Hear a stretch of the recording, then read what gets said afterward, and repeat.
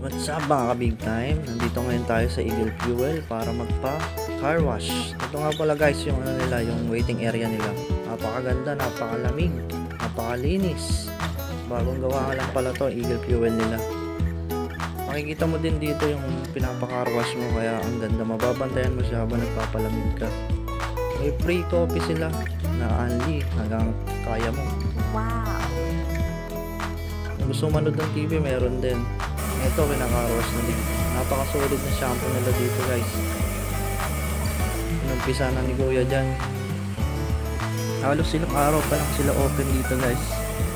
Pero ang dami na nagpapagas sa kanila kasi maganda yung gas nila, malinis.